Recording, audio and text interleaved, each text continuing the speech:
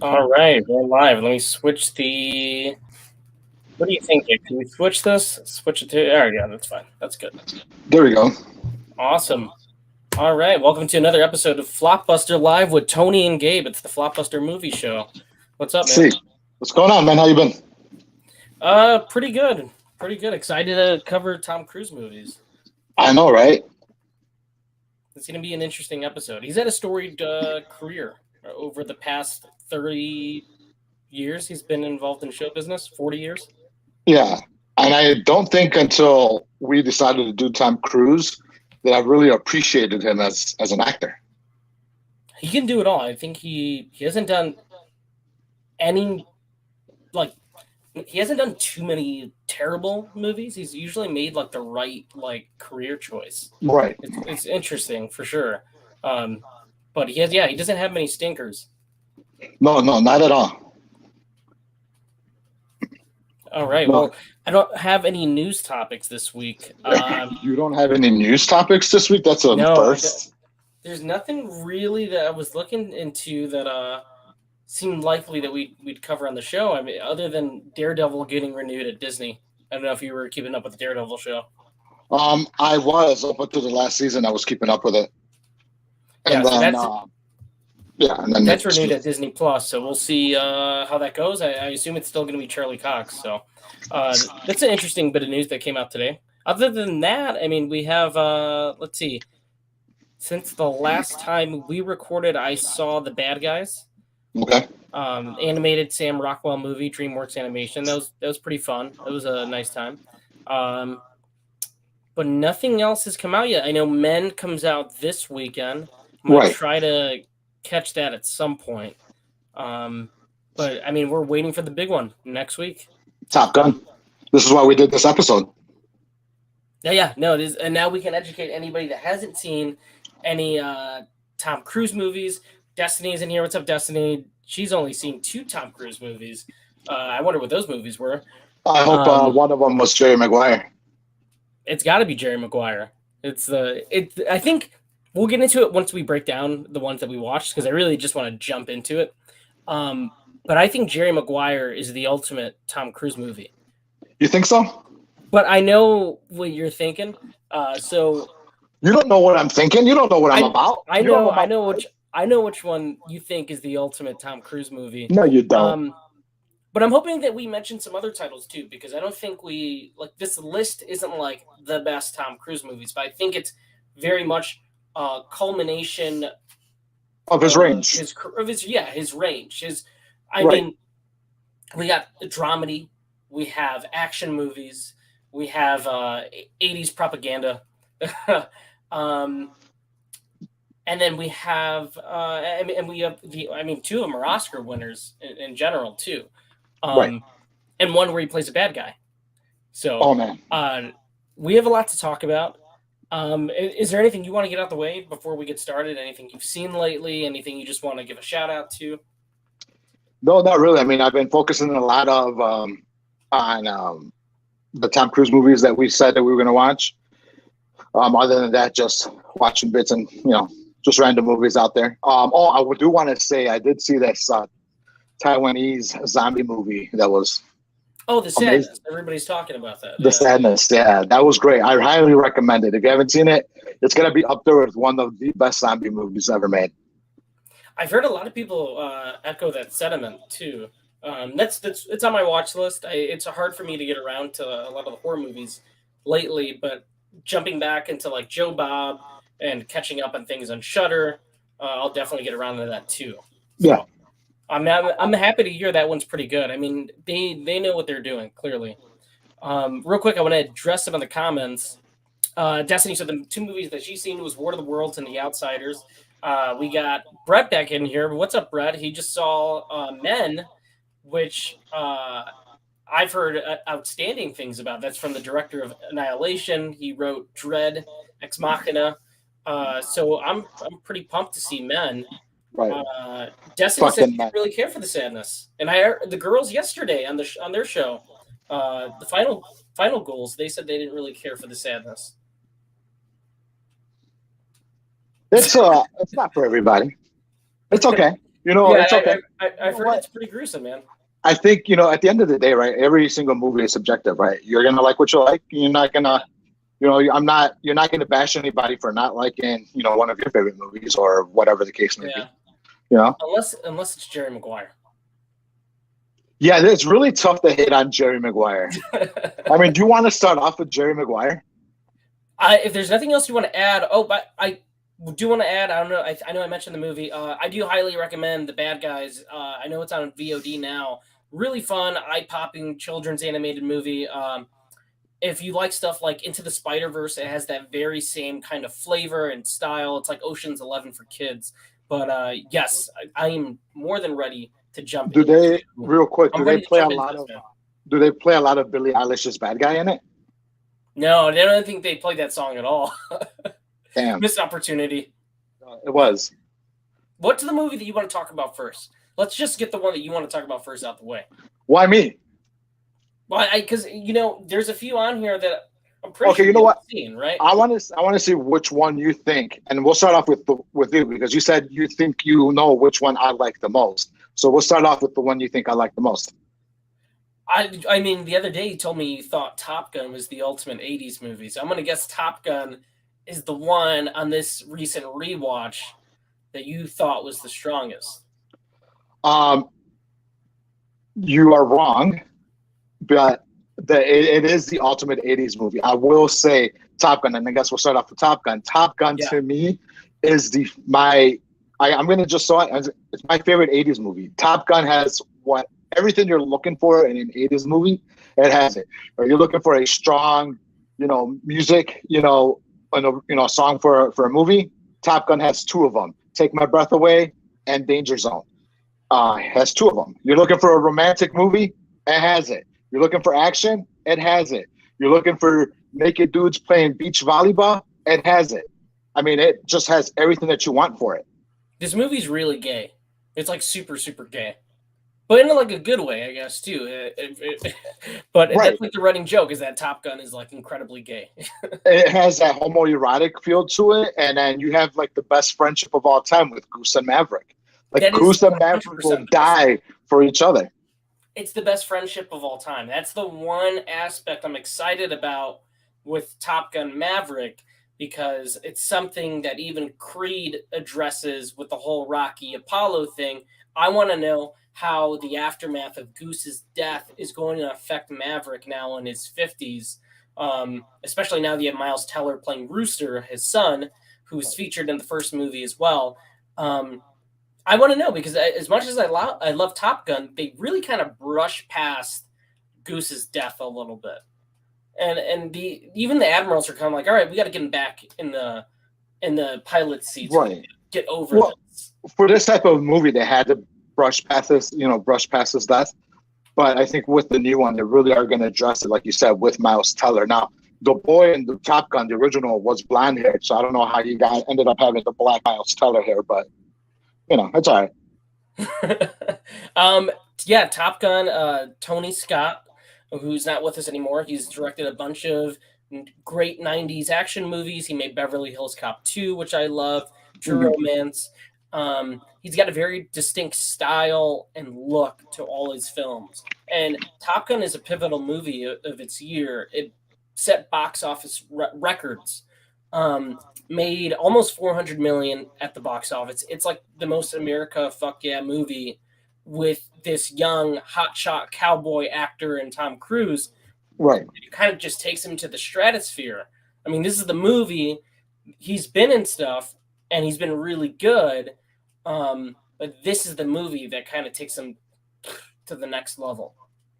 I feel like somebody else mentioned it. Sorry to cut you off. There's like 3 or 4 times it's like Tom Cruise goes like Super Saiyan, where it's just like he keeps escalating in his star and he keeps rising. There's different periods, and this is I think the first leap he takes.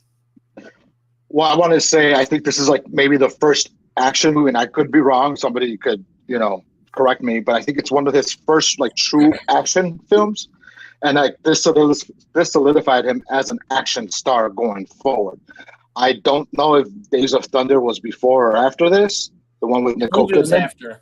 Okay, If it was, and this Top Gun was the one that solidified him as an action star. Because before that, you had, Risky Business, The Outsiders, those type of movies. But this one really, you could tell, he was doing his own stunts. He really got into being a fighter pilot. Yeah, no, and even the effects look great still in this. I watched the 4K scan, and it was really good, actually. I know this is one of those movies where it's like you either love it or hate it. There's a lot of people that hate it. It's very over the top. It's very 80s. It's got its own soundtrack. Kenny Loggins, everybody recorded music for this. Berlin, obviously, you did Take My Breath Away, which plays a few great moments throughout the movie. It's a very sexy movie. But I think Top Gun, if it's a movie that you grow up with, like, it's so hard to, like, judge it or rate it. You know what I mean? Because I feel like, for me, this is a movie that was always playing. It was always on in the house. Everybody loves it. And sure, there might be flaws in it, but it's always like I rank this with like Roadhouse, where it's like one of those that's always going to be super incredibly entertaining popcorn comfort movies that you could just throw on and any scene's going to be amazing. Like you're going to remember it and quote it. Right. Now, I know it's a Tom Cruise show, but I do want to give a shout out to Val Kilmer, who is maybe one of his best roles was in this as Iceman. Iceman. Yeah, I think I told you that I think it's Top Gun, Tombstone, as some of his best roles. And he was just amazing in this. And I hope that he's in the new one. I know that they've mentioned him, but I don't know if he's going to be in it. So, right. You know what's cool is that, like, even as, like, the 80s bad guys are concerned, like Biff and whatnot, right. They always kind of, like, have, like, that same attitude about the main character. In this, Iceman isn't a bad guy. No. He's competitive. He is the best, but the reasons why he doesn't like Maverick are kind of all the right reasons. Maverick's a hotshot. He takes too many risks. He doesn't play by the rules. So there's a reason why Iceman dislikes him throughout the whole movie. So you kind of get why they have that rivalry, which is going to be interesting when we see this new one. Again, right. Seeing those characters in their 50s, 30 years later. Of course, and I think Iceman's made it to like general or some shit is what they've said. Yeah, correct. I think so. Yeah. All right. Well, now that was Top Gun. I'm going to say that your favorite movie out of this. Let me see here. I think it's going to be. I'm going to go with Mission Impossible. No, I love the Mission Impossible movies. I think, but that's a series like Fast, where like they just get better and better. I think Mission Impossible starts getting really, really good around the third movie. Okay. That's where the stunts kick in. That's where he's doing so many crazy things. The villains get better. I think Mission Impossible, and we could just jump into it. I'll keep it short because my thoughts are kind of like pretty tame on it. I think it's a really good first film, but the sequels are just incredibly better. Brian De Palma, again, 1996. This is one of those movies that pivotal brings his star up again because he doesn't have a franchise up until this point. He's one of those remaining movie stars that doesn't have something where he's returning like Stallone or Bruce Willis. Mission Impossible was his film series, and he produced it. He was able to choose his own director. Brian De Palma, I think, directs it beautifully. There's a ton of great tense scenes in this. The action's well choreographed. But I think overall, it's just the first Mission Impossible is solid, but it's really those remaining like 6 other movies that just those are the ones you get excited about, So it's always cool to rewatch this. But if I want to watch Mission Impossible, I want to watch 4, 5, 6. One is the first one is not one of those I need to revisit often. Okay. I mean, the first one was actually, this is the first Mission Impossible I've seen. Oh, so you got to see the other, 5. I got to see the other 5. I think I saw 6, the one where he's hanging off the plane. That is 6, yes. I saw 6, but I never seen 1 through 5 that I could remember. Actually, that's 5, I think he's hanging off the plane. I think that's the beginning of 5. Yeah.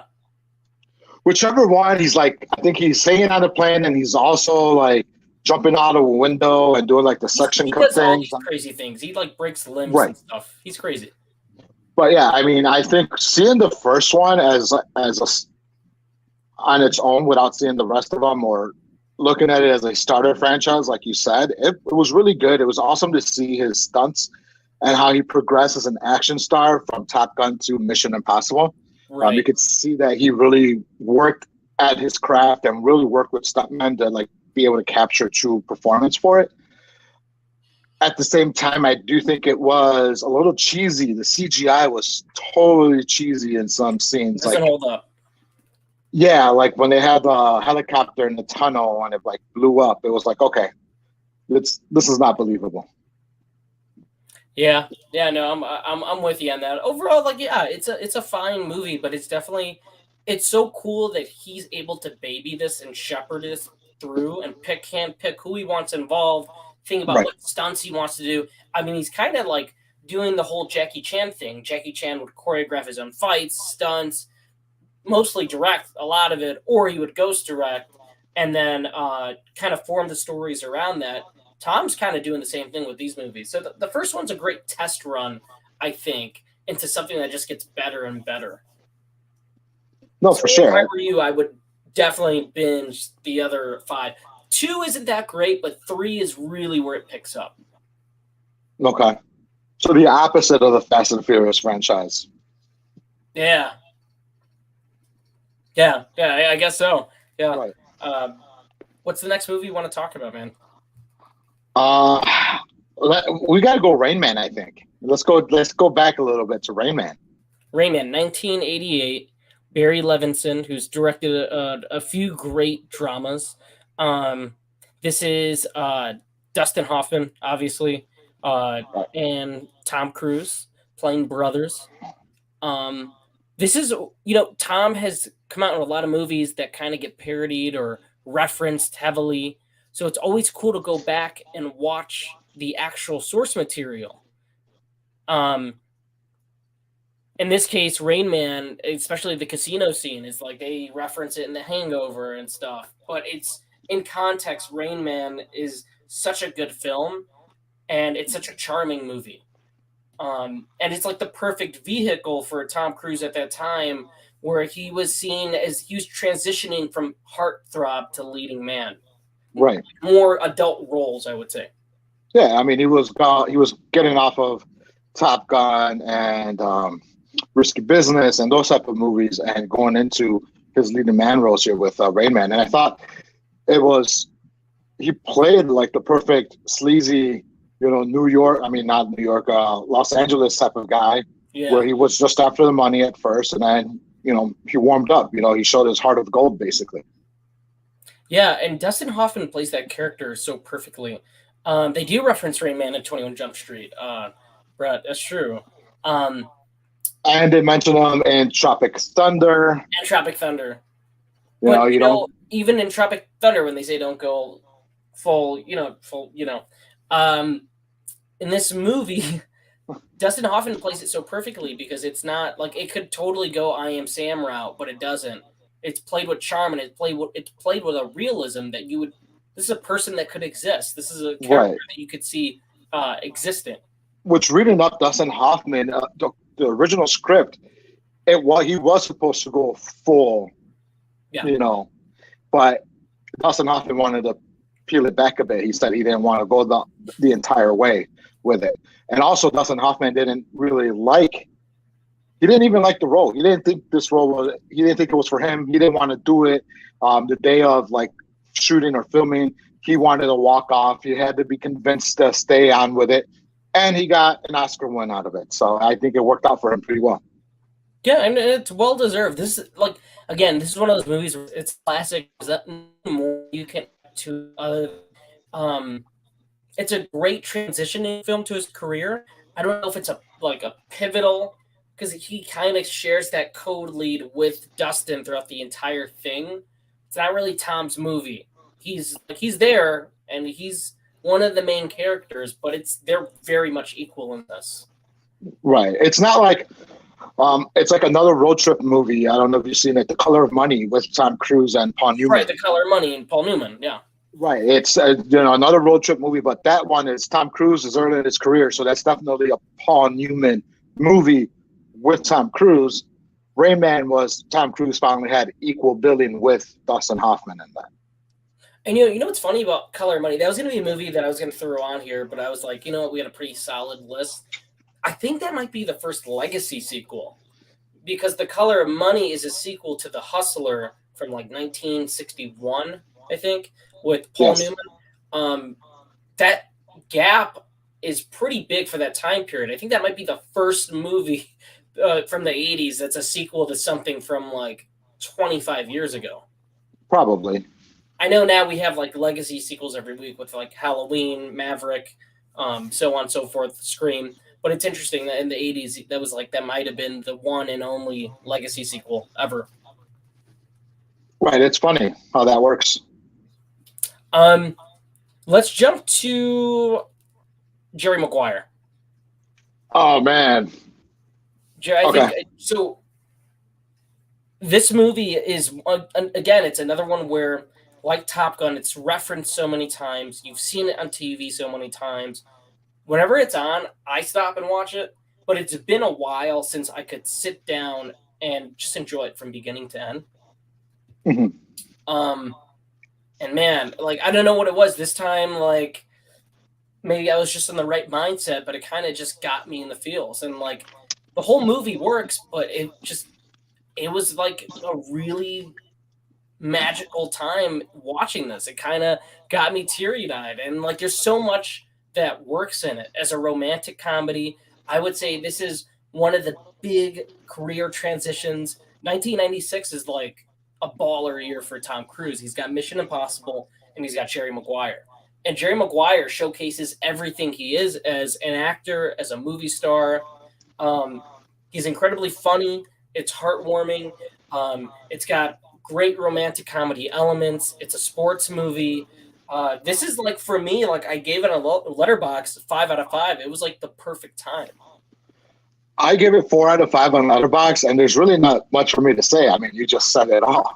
It's a movie that has everything. It's a movie that I said that it's, like you said, it's a romantic comedy. It's a sports movie. It's a drama. It's just has everything that you're looking for. I think this movie shows 100% shows Tom Cruise's range, that he's an actor that could just do it all.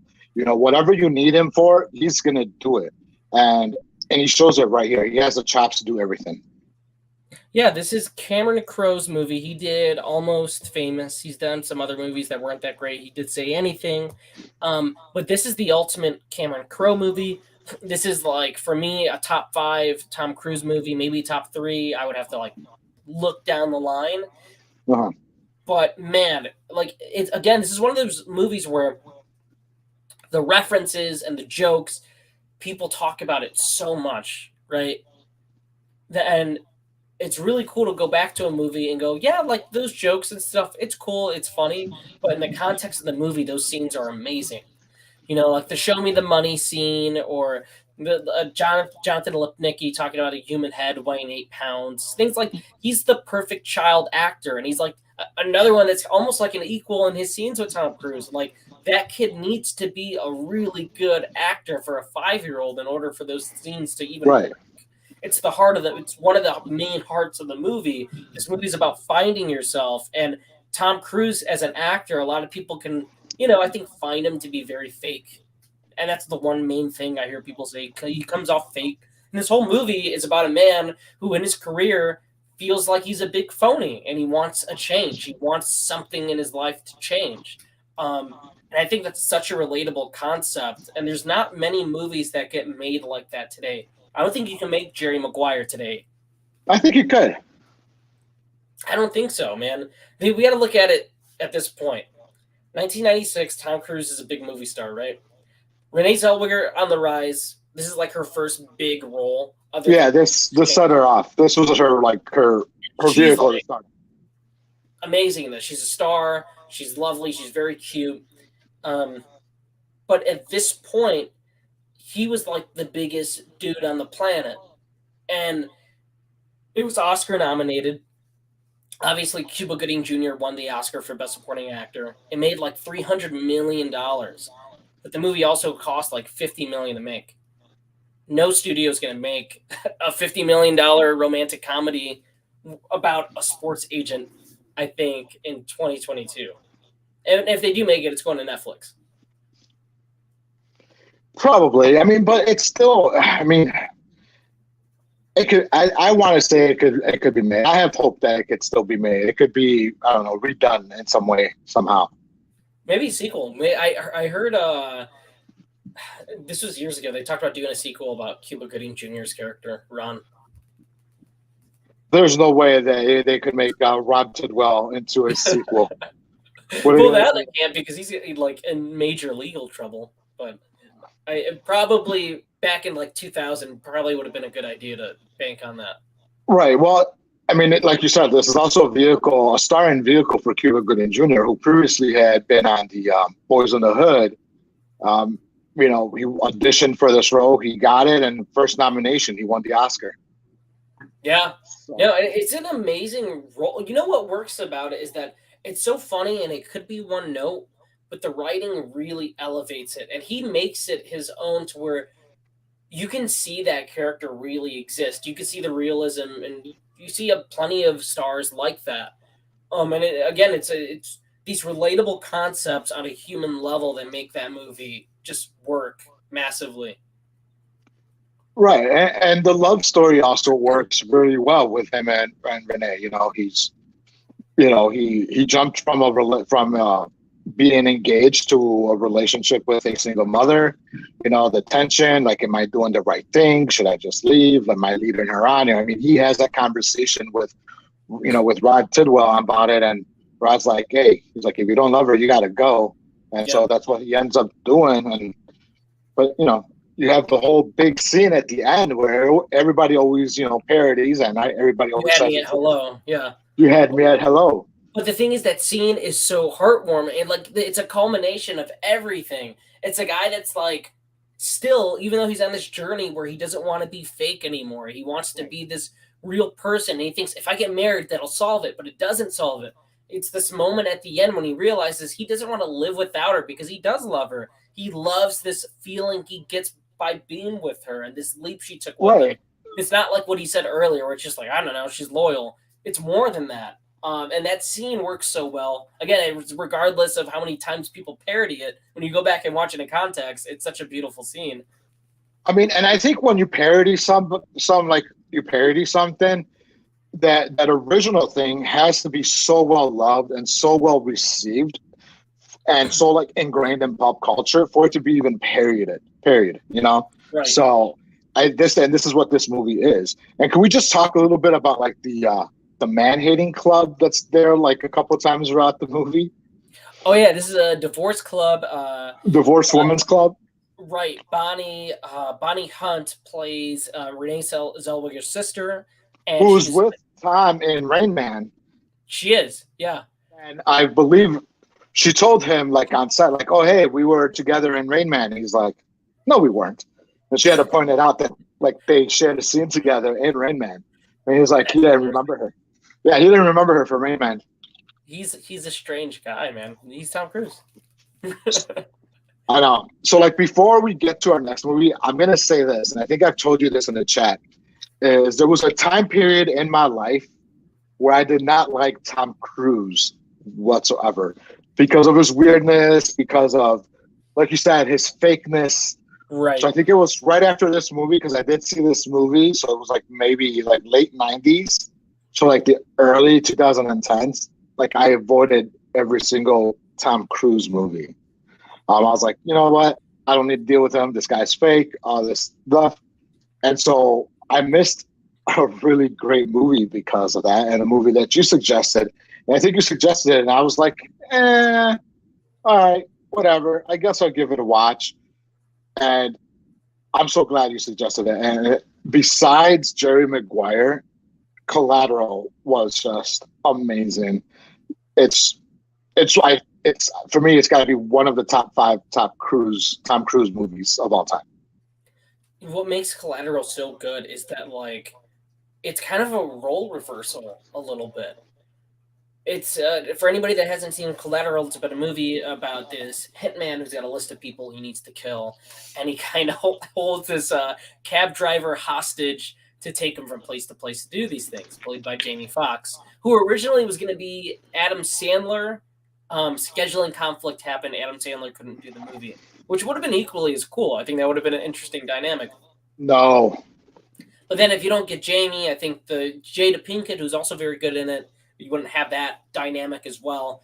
But Jamie Foxx is like the perfect person because he's so good at reacting to things. When he's put in the same car as this monster, Tom Cruise isn't just a bad guy. He's a movie monster. He's a terrible, crazy person, but he's so subdued and he's subtle and he's quiet and he's calculated. There's a great scene in this alleyway where he takes these like 3 guys down. The whole movie is shot. It's shot by Michael Mann directed this, and it's got this really cool digital look to it. It's all digital cameras, LA nightlife, and it's this really messed up odyssey through. Like, you want the perfect Los Angeles action movie experience. I think you got to put Collateral on that list because it's all through LA nightlife in one single night. And Tom is just out of this world. It's a role that like most movie stars wouldn't take because they don't have like, other than looking badass, you're at the end of the day, you're the bad guy. You know, like you're not like the guy that gets the girl or anything like that. It's totally not a Tom Cruise role. No, it's not. And like I've always said, like I've been saying this entire episode, it shows another layer of his range. Like, okay, I play nothing but good guys. I'm gonna play this bad guy, which is like his second role because he played the bad guy in Interview with a Vampire. He did, yeah. Which we'll get back to talking in a little bit because I want to jump back into it. I know you've probably seen it, but it's been a while for me. Anyways. In Collateral, the bad guy role, he's just the perfect way. I mean, you know, the way, you know, where he wears the suit, the gray hair, the gray beard. I mean, I don't think I've ever seen him with a beard or like a 5 o'clock shadow like he was in this. He's always so clean cut. This one, he's just like, you know, a little bit of beard, a little grays. He played it so smoothly. He was like I would equate it to like the Terminator in a sense of how he played the role where he's just after his victims. Like he's just going right after another and nothing's stopping him. He just keeps on going. There's a car accident. He gets up and he keeps on going. I mean, in a way, I know it's classified as an action movie. In a way, I would say it's probably like a slasher in a way, you know? I could see that. I mean, and the Terminator comparison is really interesting because he is kind of like that. He's this person that's just like never stopping. I got this job. I'm going to do it. You can't hurt him. You could barely kill him. Like, he just gets up, keeps coming at you. He's like Michael Myers with a gun at this point. Right. What makes it so good is that you expect Tom to be so charismatic. And he kind of is in the role. He kind of is. It's like, but he makes the role kind of charismatic, but scary. This character's scary. You know he's capable of terrible, terrible things, but there's something about him because he's Tom Cruise. You kind of feel safe in the hands of that character up until obviously he's, you know, more than what he is. Right. And not only that, he keeps on giving Jamie Foxx's character life lessons. Like, oh, you got to, you know, make your changes now. You don't want to wait. And, you know, throughout the movie, he's just telling them, egging them on, like, hey, change your life. You know, he goes visit his mom in the hospital. Oh, you got to get your mom flowers. Like, she gave birth to you type of situation. Yep. And so, like, there was an interesting relationship building up between the two of them, which it's a little bit tedious, right? Because, you know, Jamie Foxx knows that he's going to get killed at some point, maybe towards the end of the movie. Right. But, and like you said, Jada was awesome in it. You know, there was a great entanglement that they had going on in the movie. They had a really nice entanglement. Yeah. Right. But no, this is one of my favorite Michael Mann movies. You know, definitely a highlight of his career, of Tom's career. This is one that, like, every so often, every couple of years, the internet like finds it again and everybody hails it as a classic. I think it really is. I think it's a highlight of his career. It's such an intense movie, and it's not very long. It's the perfect length. The action's really well shot. This is like one that I'm always like really hyped on. I know you mentioned the 4K is coming out, or I think it might already be out. It's already out. The 4K is out. Oh, that's one I got to pick up then, because this is a movie that I really, really enjoy, man. It's awesome. I think Amazon's having like a 4K or Blu-ray sale because it was up for like $26 and it went down to like $17. Oh wow, yeah. No, this is a movie that I always recommend people for sure, because like you could, when people want to get into movies, they always go for like the Jurassic Parks or Jaws or any of the Spielberg things. This is one of the movies I feel like you got to see it. You got to see Collateral, because you take two of the biggest movie stars, and one of them who's always playing, the action hero, finally gets to be this evil bad guy, and it's awesome. It's cool. Right. And again, and not to take anything away from Tom Cruise, but also you gotta give props to Jamie Foxx, who plays that nerd character like so perfect, with the Coke bottle glasses, the hesitation, the stuttering that he has, and then how he develops and evolves that character towards the end, where he just himself becomes pretty much a badass. Yeah, I mean, you take a character that's a bit of a coward and give him something to fight for, right? Right. And it works perfectly. And Jamie was at this point, he was making big star moves too. And this is like the perfect vehicle, perfect actors to set off against each other. And I agree with you. This is a top 5 Tom Cruise movie, 100%. Absolutely. All right. So we covered all the 5 that we watched, right? That we covered all 5 of them. We covered all 5. I did bring up Interview with a Vampire. Yeah, let's jump into some ones that we just love and we want to shout out real quick. Yeah, definitely Interview with a Vampire. I used to read a lot growing up, and the Vampire Chronicles by Anne Rice was like my favorite book series to read when I was a kid. And so when I saw the movie, I just thought it was magnificent. I mean, Tom Cruise again as the big bad guy in this. You had Brad Pitt, you had a young, Kristen Dunst in it. You had Antonio Banderas in it. So you had big names in this movie, but the way that Tom Cruise portrayed, the bad vampire was just so spot on as far as what how he had it in the book. Yeah, sorry. He played Lestat. I couldn't, for some reason, I read the book and I forgot that he played the vampire Lestat, which was the same vampire in Queen of the Damned with Aaliyah, but right. But anyways, yes, he played a great Lestat in this role. Yeah, no, I dig Interview with a Vampire. It's not one that I've seen as of recent. That's definitely. Did you rewatch it? I did not rewatch it, but I've seen it enough times, and I've read the book so many times that it just stuck with me. That movie was kind of a big deal when it came out. You get a few hunky guys in there, young Kirsten Dunst making an appearance in a very almost sexualized role a little bit. It was. She was 13, and I believe she makes out with. No, she does. She makes out with Brad Pitt's character only because she was turned into a vampire at 13, and she never ages. So she was like 80 years old by this point, and she always looked like 13. And because she always looked like she was 13, she never kissed, never had sex or what have you. And so she wanted to experience that. And so, I mean, your first kiss is Brad Pitt on screen. I mean, how more memorable could that be for her? Yeah. I think that's what your first kiss on screen would have, if you would have had your pick, you probably would have picked Brad Pitt too. Well, I probably would have picked Brad Pitt for my first kiss. Interview with a Vampire is a pretty popular one that people jump to. I see the Strange Monkey in the comments is mentioned. Les Grossman, Tropic Thunder. That's a huge one that they hit in marketing. He wasn't in any of the trailers.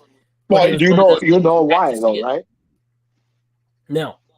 Okay, so the reason why it was such a big secret is because it was after this whole Scientology thing had come out and how he was all this weird, and Katie Holmes and all this like stuff was leaking out about his private life. So he was on for a couple of years. His career had taken a downturn. He wasn't really doing a lot of movies. He wasn't bringing in the money, and so that's why they disguised him. That's why they put him in there but why they kept it a secret was, and so this was like his sort of comeback vehicle. When people finally realized it was him, it was like, oh, it's Tom Cruise, nice. And then it just, his career retook off from that point. Yeah, no, it's a fun role. He plays it perfectly. I know he came up with a lot of the ideas with like the fake hands and like the music and the dancing and stuff. It's crazy, and it's a scene stealer. It's one of the best comedic roles in a movie probably ever. And two of the greatest performances in a comedy with Robert Downey Jr. and him. But yeah, Les Grossman, I know for a while they were thinking of doing a movie. I think a script was written. They were going to do a spinoff. Not sure what happened with that. But that, I know that's a role that he loves. Like, he would be so down to do that role again. I would see that movie 100%. Oh, I would too. One that I want to shout out real quick. I mean, it's got to be the Mission Impossible sequels. I think specifically for me, it would probably be 3 and 6. I think 3 gets lost in the shuffle a little bit because the new ones have been so good. But I think 3, the reasons of why I love it, you get the old crew back. Philip Seymour Hoffman is the villain. It really, for the first time, because 2 was seen as such a disappointment, 3 raises the stakes like you haven't seen before. J.J. Abrams directed it. So Mission Impossible 3, Mission Impossible 6, that's what Henry Cavill, you get his cool handgun things. I don't know if you've seen the trailer. He's like pumping his arms in a fight. Bathroom fight scene, outstanding. And then The Mummy in 2017. I think it might be the best Tom Cruise movie. You are a damn fucking liar, and you know that. You know, I actually haven't seen that one. I know people hate it. I know they were trying to do the whole dark universe thing. You saw The Mummy? No, I didn't. Dude, I think you commented on one of our chats when that came out like a couple years ago. You saw it. Oh, I did see that. I did see it. You did? I did see it. And you know what? I thought that's how forgettable that movie is. I remember because Russell Crowe plays Jekyll and Hyde in a couple scenes. I saw that with my dad.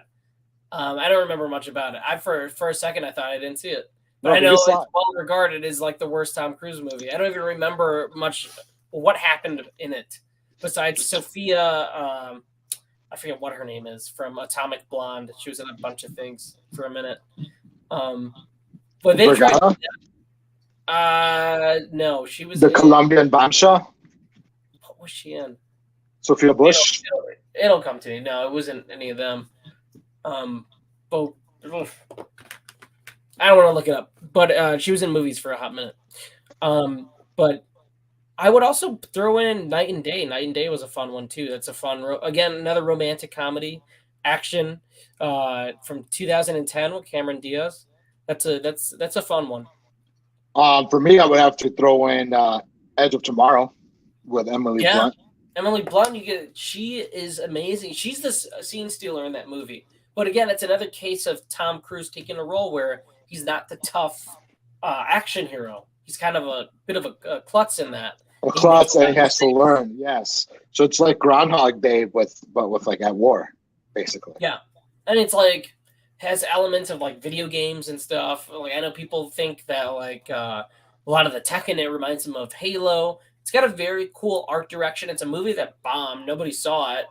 I didn't see it till DVD, and I thought it was great. I know they changed the title like 3 or 4 times too. They did, but it's found its footing on DVD, on rental, on buying it, and I think that there was for a while there was talks for a sequel because of how cultish that movie has become. Yeah, people demand a sequel to Edge of Tomorrow. And I think that's another one where they said the script is written. They did because of Blu-ray sales that really pushed the movie over. And I think overseas too, it was pretty solid hit. It was a solid hit overseas. It bombed here domestically, but internationally, I think Tom Cruise still brings. When you talk about like bona fide, actors that brings asses to seats. As far as domestically, it used to be Tom Cruise, but I know for sure internationally, Tom Cruise still brings the people to the theaters. He's internationally loved. No, he really is, regardless of the jokes about Scientology and the things that people say here. overseas they just see him as Tom Cruise, the movie star. Tom Right. Cruise, Mission Impossible, Tom Cruise, Jerry Maguire. Like, those are iconic things. I can't think of many actors that have so many iconic moments in their career. You know, most actors would kill to be Tom Cruise. Like, he's probably one of the most hated actors as well. Not even because of his acting chops, just because of the whole Scientology thing. But think about your career doing Top Gun, A Few Good Men, Jerry Maguire, Days of Thunder. You mentioned it. There's the Outsiders. I mean, there's so many different things that he did. Again, over 40+ years, risky business. Nobody has a career like Tom Cruise. No, nobody does. Now, you can also take all these movies in chronological order and see the process of the work that he's gotten done to himself. Because when he first started, his teeth were jacked up. They're pretty bad.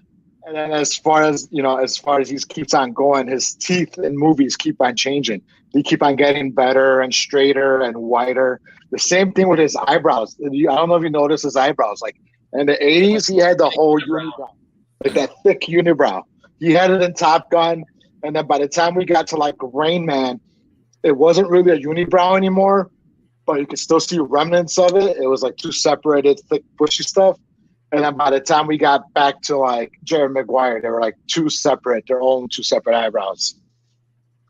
But yeah, you know, another thing about his career that I find interesting, he said it a quote one time where he said, you know, as an actor, I don't choose great roles, I choose great movies.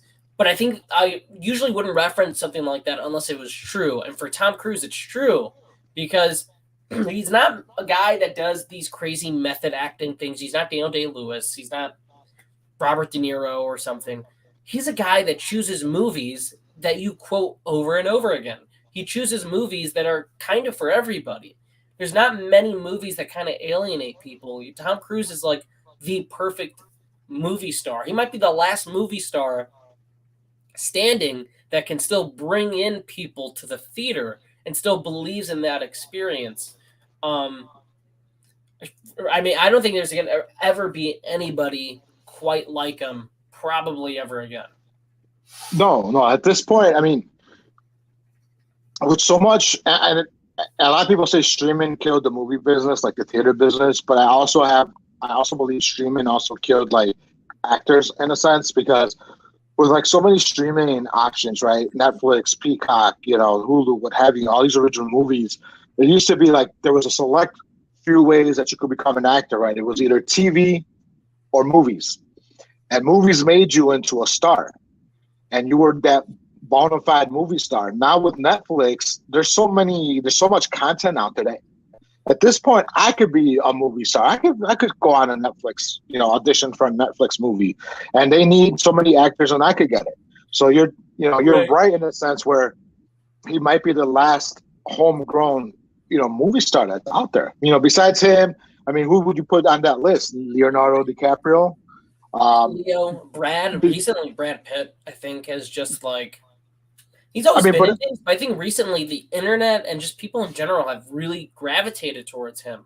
I mean, but are you gonna go see a Brad Pitt-led movie? Like, are you really gonna go see that because Bullet Train? That movie looks great. Okay, it does look great, but you know who else is gonna go see it? And not because of Brad Pitt. They're gonna go see it. There's gonna have a whole bunch of women and Hispanic going because Bad Bunny's in it. Oh yeah, because Bad Bunny too.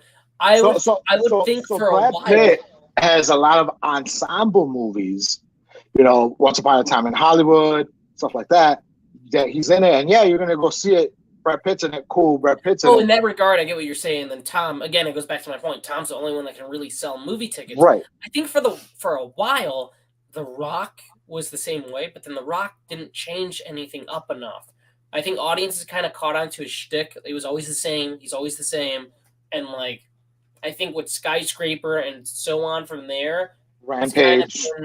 Like I think people just want to. They'll see him on like Red Notice on Netflix or something. They don't need to see it in theaters. But with Tom Cruise, he makes it to where, hey, I'm doing all these crazy stunts. Come see my movie on the biggest screen possible.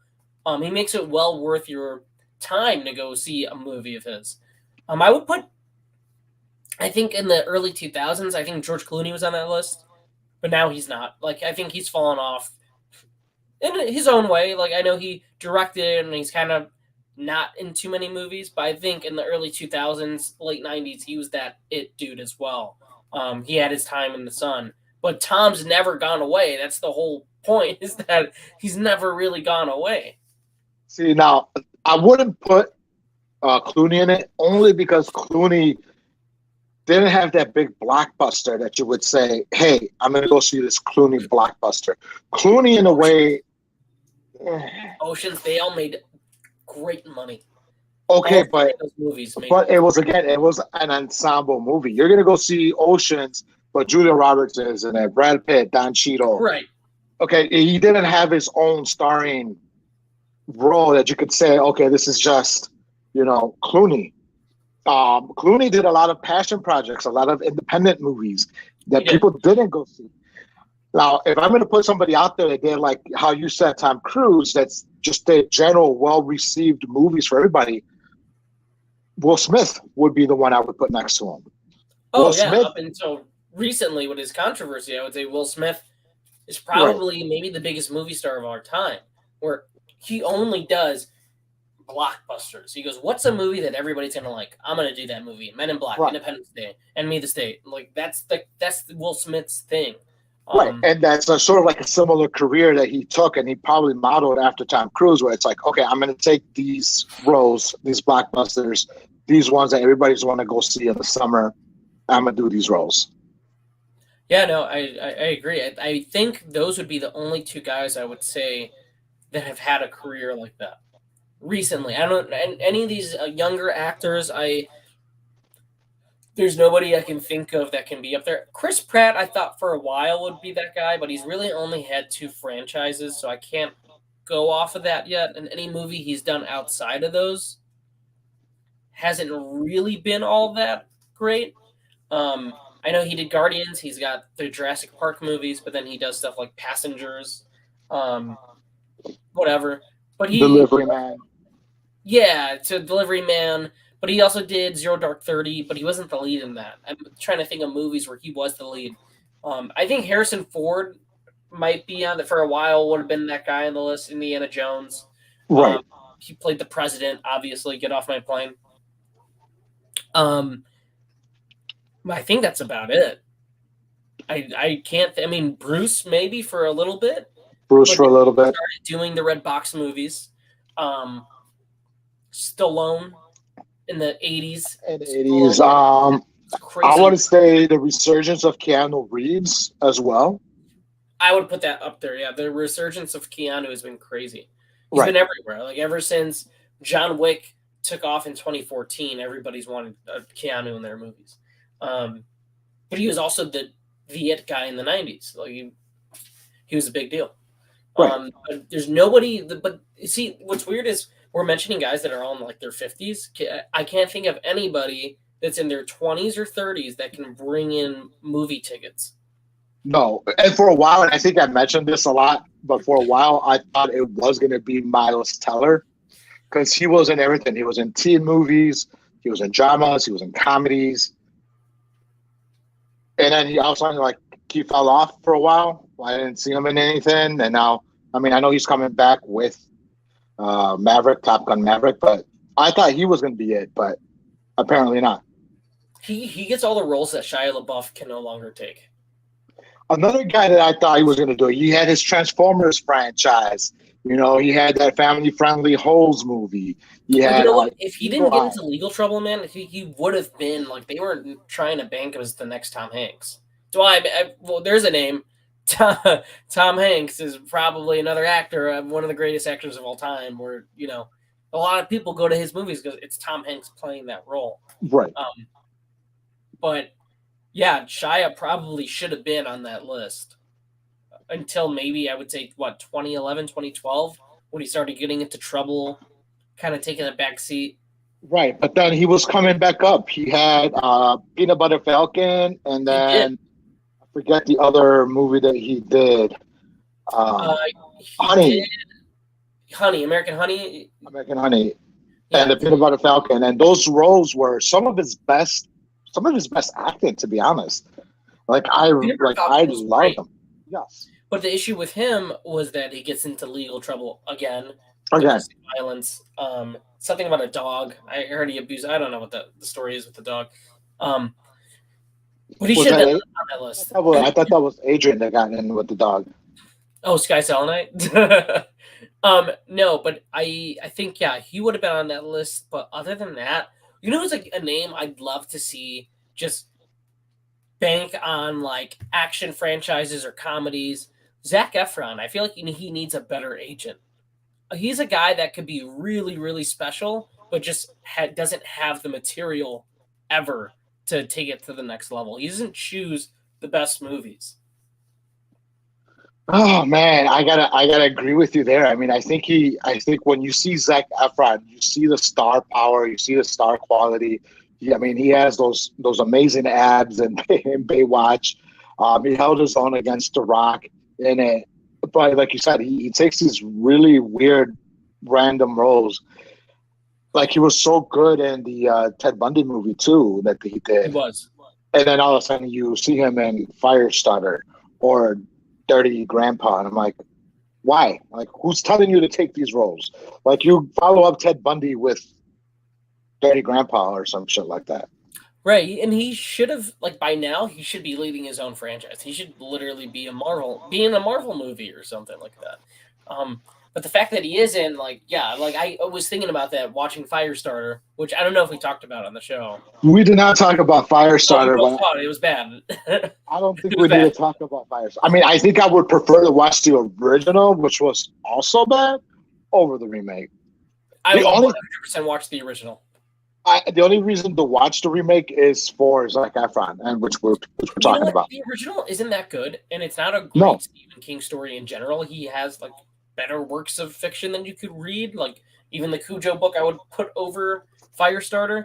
But at least it has the charm of those actors in the 80s one. Young Drew Barrymore, who's very cute in the role. And, the special effects are all practical. There's a charm to the VHS era of 80s horror movies that I would rather watch that over this dull remake, bad special effects. I watched it on Peacock and I was like, wow, I'm glad I didn't have to pay to see that. Right. No, but I think going back to Zac Efron, I think when you have Harry Styles in a movie, in a franchise before Zac Efron for Marvel, not to take anything away from Harry Styles, right? But Zac Efron should be in Marvel, should be in DC, should be in one of these comic book movies leading the way. No, I agree. I don't know who I could see him playing. I've seen a lot of people say they want Wolverine, they want him as some sort of X-Men character or this and that. I just want to see him do anything that's not bad. I could see him as Gambit or even Cyclops. That was something that Leo said. Leo said he could see him as Cyclops. No, I'd love for him to do something that's just big, something he needs a new agent, needs to take better movie roles because he's super, super talented. But other than that, I can't think of any younger names. Robert Downey is a guy for a while, but then he just kept doing Marvel movies. That's it. But when he does stuff like Due Date or the Soloist, those both made money. They people saw them. I looked up the box office on The Judge with Robert Duvall, which I saw on Blu-ray, but that was a successful hit as well. So people see movies because of him and Iron Man. They love him, and that's the bad thing about that is that he's still kind of playing Tony Stark in these movies that aren't Marvel movies. Except Dr. Dolittle. That one just bombed. Oh, I forgot about that movie. Yeah, that was terrible. Wow. Well, I guess, yeah. But I've never seen it. I forgot it even happened. Yeah, I haven't seen it, but it was just that bad. That's one of the biggest bombs that's probably the biggest bomb of his career.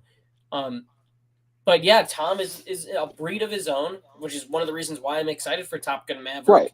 Because we're getting that kind of star, that kind of blockbuster back into the spotlight. And if we all go see Top Gun Maverick, they're probably not going to make Top Gun 3 but they'll make more movies like Top Gun, old school action movies, character driven, movie star driven, which is Right. what I want to see. I really want to see stuff like that. Now, do you think Tom, at this point in his career, do you think he needs an Oscar to solidify him, or do you think what he's done is already bona fide him as whatever? Like he doesn't need that Oscar anymore. I think his chances of getting one would have been with Jerry Maguire. I don't know who won that year. I don't know. Like that would have been at the '97 Oscars, I think. But I think he would have to do something character driven again, something like Jerry Maguire to solidify his Oscar, something that would just encompass everything that is him, Right. and I think he would get it. But do you think he needs it in his career? No, I think it would be cool, but I think at this point he's almost like the Michael Jordan of movie stars. Because remember, everybody thought Leo needed his Oscar, right? He had done all these other movies that, The Departed, whatever, Wolf of Wall Street, where everybody thought he was going to get it, that he needed to get an Oscar to solidify him. He got it with The Revenant, which was a different story. It's a different topic. The Revenant is a different topic for another day on his Oscar-winning movie. But, Leo finally got his. But so you don't think Tom needs his then? No, because Leo is a guy that, remember, the running joke was that, like, he keeps doing these Oscar bait movies, but he's not winning. Like, he's nominated every year, and every year he loses. So The Revenant was definitely, like, them handing that to him. There was definitely other actors that probably would have and should have won that year. But it was definitely the Academy going, okay, you paid your dues, you wanted this. I don't know if Tom Cruise is interested in that. I think, as crazy as he is, I think his only goal is to make the most entertaining movies possible. And I think he's pretty successful at it. I don't know if he needs an Oscar. Maybe a Lifetime Achievement Oscar? I don't know. That's maybe probably the thing he'll get. And you know what? And I don't think he'd even be mad. I wouldn't be mad if he got one of those because he deserves it for all the 40 years of entertaining us. Yeah. I mean, that was, I don't know if you want to add anything else, but I think that might do it for Cruising Around America. This was our Tom Cruise special where we covered all things Tom Cruise, man. No, I think that's it for me on Tom Cruise. I mean, great actor, national treasure, crazy guy, but that's everybody's heroes, right? Everybody's heroes are crazy. He's so crazy and he's so weird, but his only goal in life was to bring entertainment to all of us. And for that, I thank him. I thank him for all the years of entertainment. I think it's going to be a sad day when he does retire. But he looks so young. Like, he's constantly playing roles that should be played by 30-year-olds that I think we got a long time before Tom Cruise even thinks about it. Oh, yeah. I mean, he's hitting 60, and he still looks like he's in his 40s. Yeah. So we're probably going to see him up until he's, like, 85. He'll start hopping on those, like, horse steroids that, like, Stallone and Schwarzenegger do. I got a cousin that we call him the Mexican Tom Cruise, so...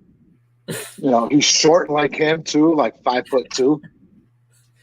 Does he? Do you guys call him Maverick? Does he try to embrace that? No, we call him Beto. So if he sees this, shout out to my cousin Herbie. That'll do it for me, man. This was really exciting to rewatch these movies. I was really entertained, and I might just keep continuing my little Tom Cruise marathon, honestly, because there's a lot of movies in his career where I was watching. I'm like, man, now I want to watch this and watch that. So you do that, and I'm going to continue my little Johnny Depp marathon I've been running here at my home every day. Oh, you're doing a Johnny Depp marathon, huh? I do have a Johnny Depp marathon.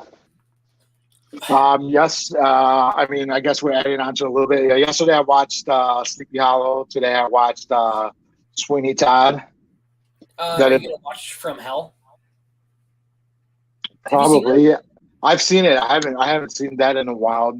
From Hell, was it The Ninth Window or something along those lines? Those always get confused with each other. Yeah. No, it's the Ninth. Okay, the ones that I get confused for me, Ninth Gate and Secret Window. I feel like you could swap the titles and the covers look the same. But yeah, no, I think that would be fun. I mean, he's those early 90s through early 2000s Johnny is like peak Johnny Depp, Another guy that we probably should have mentioned, but he's kind of been shunned out of Hollywood a little bit. You shunned him. I've been trying to push for a Johnny Depp episode, but you're saying no. I think we should. Problem with doing a Johnny Depp episode. I think because he's so entangled in controversy and all the things in the spotlight that are happening right now as we do this show, it would be so hard to avoid it, to talk about it, to like, are we taking a stance when we talk about the best of his movies? It's like, at that point, do we do not if we follow up with a best of Amber Heard right after it the next following week? All her 2 movies, Aquaman and The Stepfather. Never Back Down. Never Back Down. Pineapple Express. Yeah, she's barely in those movies though. The difference is like, yeah. No, I think that would be an interesting episode. Maybe at some point, maybe if he wins the court case or he's found to be innocent, we'll do a best of Johnny Depp or something like that. We'll see. We'll see. Well, it really depends. If he's still a branded woman beater, I don't think we can do that on the show. All right, sounds good. I think that'll do it for me, man. I got nothing else to say. I know coming up we have an appearance on Flet Lives. I know we're talking movies on there. 2010's horror. 2010's horror. Yeah. And that's Saturday? Sunday. Or Sunday?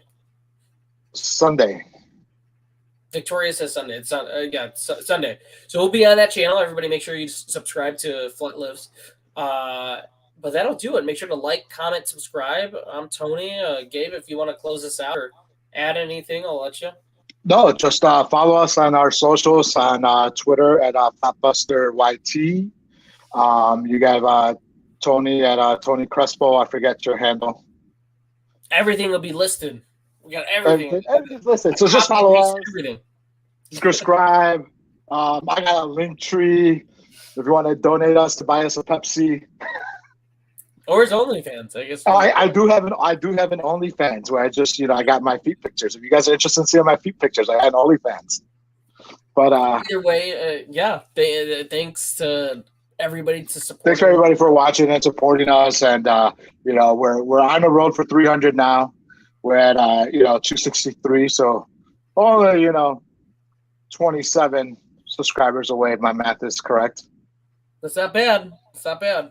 Not bad at all. There. That'll do it, man. Everybody have a good night. Anybody that catches up at this episode, let us know what you think. We'll see you next time. Later.